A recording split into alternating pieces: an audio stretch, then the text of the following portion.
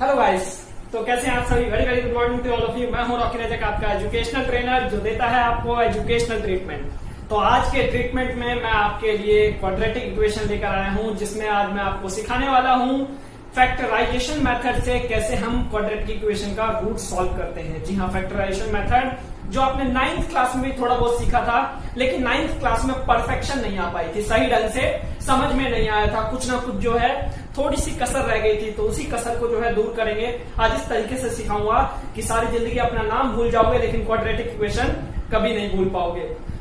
जिसको middle term splitting method भी कहते हैं। तो चलिए शुरू करते हैं।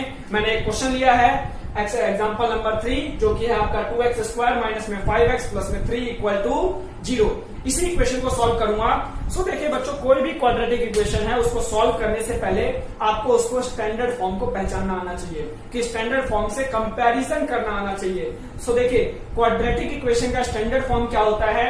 ax² प्लस में bx प्लस में c इक्वल टू 0। देखो अगर मैं कंपैरिजन करूं इसमें, अगर मैं इसमें कंपैरिजन करूं, ऊपर मैं लिख देता हूं ax² प्लस में bx प्लस में c इक्वल टू 0। ये मेरे पास जो है क्वाड्रेटिक इक्वेशन स्टैंडर्ड फॉर्म का। अब इस स्टैंडर्ड फॉर्म से कंपेयर करें तो a की जगह क्या है? 2 है। a की जगह 2 है। इसके अलावा अगर मैं b की जगह बात करूं तो क्या है? ये -5। b की जगह -5 है और c की जगह क्या है मेरे पास? ये 3 है। बच्चों हमें क्या करना होता है, जब ये आप पहचान जाए तो उसके बाद ac को मल्टीप्लाई कर दो। ac को मल्टीप्लाई कर दो क्योंकि देखो मेजरली हमें ना मिडल टर्म स्प्लिटिंग मतलब मिड टर्म को तोड़ना होता है। इस b को हमें कुछ इस तरीके से तोड़ना होता है कि तोड़ने के बाद जो है जब मैं इसका प्रोडक्ट करूं तो प्रोडक्ट करने पे मुझे AC मिलना चाहिए। मान लो इस B को मैंने तोड़ दिया P और Q में, तो इसका मैं प्रोडक्ट करता हूं तो प्रोडक्ट करने के बाद मुझे क्या मिलना चाहिए? प्रोडक्ट करने पे मुझे AC मिलना चाहिए। और जब मैं इसका प्लस माइनस करूं तो मुझे क्या मिलना चाहिए? उल्टा B मिल जाना चाहिए। प्लस माइनस करने पे उल्टा B मिल जाना चाहिए और प्रोडक्ट करने पे मुझे क्या मिल जाना चाहिए? AC मिल जाना चाहिए। इस बात का ध्यान रहना चाहिए आपको। देखिए इसके लिए क्या करेंगे, अब B को हम किस तरीके से तोड़े? इसको तोड़ना बड़ा ही डिफिकल्ट होता है, बहुत ही मतलब कि क्रिटिकल बन जाता है सबके लिए। तो देखिए सिंपल मेथड क्या होता है इसको तोड़ने का, आप सबसे पहले A और C को मल्टीप्लाई कर लीजिए। A और C को मल्टीप्लाई कर लीजिए। तो देखिए A क्या है मेरे पास? 2 और C क्या है? 3। तो AC को मल्टीप्लाई करेंगे तो क्या हो जाएगा? 2 इंटू में 3 6 मिला। इस 6 का फैक्टर बना लीजिए। फैक्टर बनाएंगे तो क्या हो जाएगा? 2 3 जा 6, 3 1 जा 3। ये बन गया आपका फैक्टर। जब ये फैक्टर बन जाए बच्चों, तो इसी में से ये जो फैक्टराइज करा हुआ जो नंबर मिला है ना, इसी नंबर को आपको उलट फेर करके प्लस माइनस करके लिखना है। बस आपको ये ध्यान रखना है कि प्लस माइनस करने पे आपको जो नंबर है वो मिलना चाहिए, बाकी प्रोडक्ट में वही मिलेगा जो है। प्रोडक्ट में एज इट इज मिल जाएगा। प्रोडक्ट की चिंता नहीं करना, आपको प्लस माइनस का चिंता करना है। देखो 2 और 3 को मैं किस तरीके से लिखूं कि मुझे -5 मिलना चाहिए। अगर मैं इसको 2 प्लस में 3 लिख देता हूं तो 5 मिलता है मुझे, लेकिन -5 चाहिए। -2 माइनस में 3 कर दूं क्योंकि माइनस माइनस भी मेरा प्लस ही होता है। दैट्स -2 और -3 क्या हो जाएगा? -5। मैं क्या करूंगा, इस बीच वाले नंबर को, मिड वाले नंबर को मैं क्या लिखूंगा? -2, जो मेरा b है -5, उसको -2 -3। मैं क्या करता हूं, इसको ब्रेक डाउन कर देता हूं। इसको मैं ब्रेक डाउन कर देता हूं, ध्यान से देखिएगा।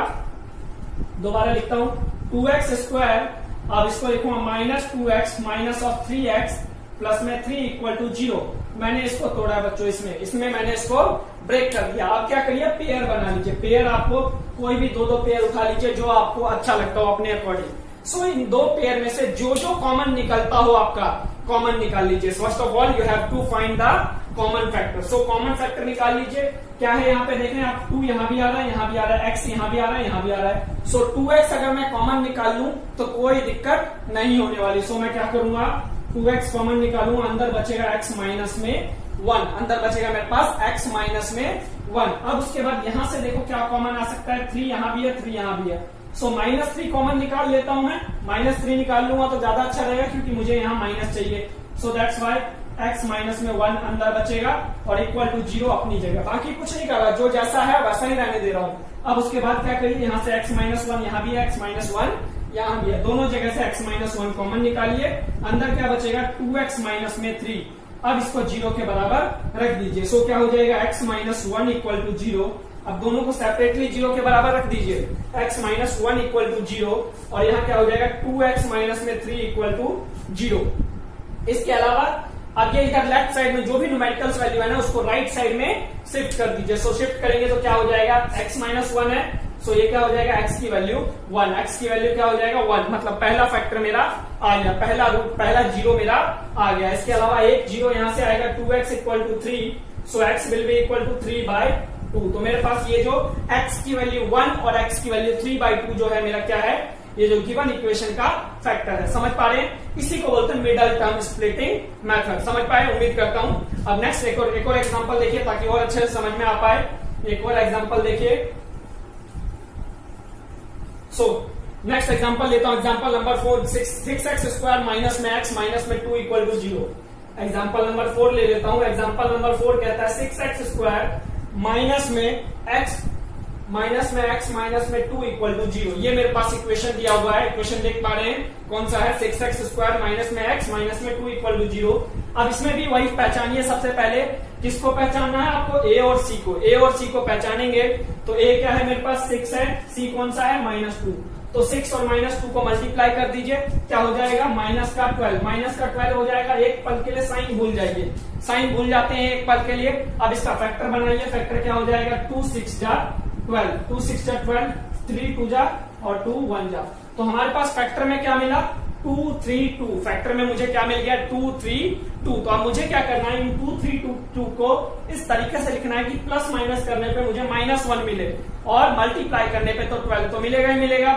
सो मैं अब इसको क्या लिख सकता हूं, 3 माइनस में 4 लिख दूं तो क्या बचेगा -1 लिखा जा सकता है। सो मैं क्या करूंगा, इस b की वैल्यू को 3 माइनस में 4 लिख दूंगा। सो क्या हो जाएगा 6x स्क्वायर माइनस प्लस में 3x माइनस में 4x माइनस 2 इक्वल टू 0।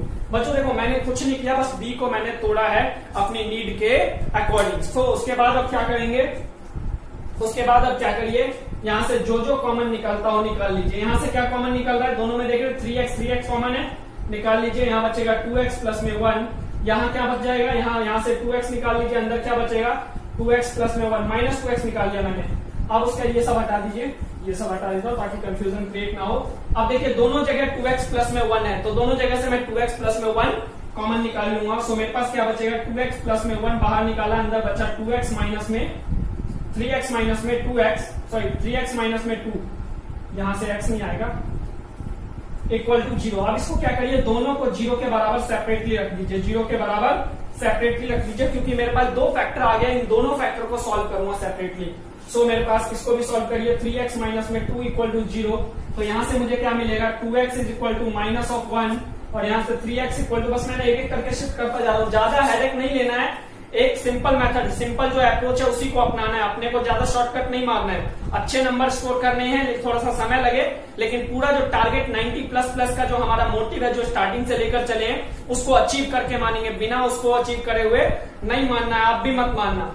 सो देखो यहाँ से x की वैल्यू क्या हो जाएगा -1/2, पहला फैक्टर हमारा आ गया। इसके अलावा दूसरा फैक्टर क्या आ जाएगा x इक्वल टू 2/3, मतलब कि ये मेरे पास दोनों जो नंबर आए ना मेरे पास क्या है फैक्टर है, ये जो है मेरे पास फैक्टर है। इसके अलावा जो है आप इसी तरीके से और भी क्वेश्चन प्रैक्टिस कर सकते हैं। एग्जांपल नंबर 5 जो है आप सॉल्व करके मुझे कमेंट में आंसर बताइएगा कि एग्जांपल नंबर 5 का जो रूट है आपका क्या है, ईमानदारी से सॉल्व करना है। और अगर आपको ये मेथड समझ में आया हो प्रॉपर ढंग से तो अपने दोस्तों में भी शेयर करिए, उनको भी बताइए ताकि वो भी 90++ का जो है टारगेट अचीव कर पाए। क्योंकि बच्चों आपको मैं बार बार एक ही चीज कहता हूँ, जंग जो है अकेले जरूर लड़ी जाती है, लेकिन जीती अकेले नहीं जाती, जीतने के लिए आर्मी की जरूरत होती है। सो लेक्चर देना शुरू किया मैंने अकेले, लेकिन पढ़ेंगे सबके सब, तभी हमें जीत हासिल होगी। सो दैट्स वाई अपने दोस्तों में भी शेयर करो और बताओ सबको कि प्रॉपर ढंग से मेहनत करें ताकि 90++ का टारगेट अचीव हो पाए।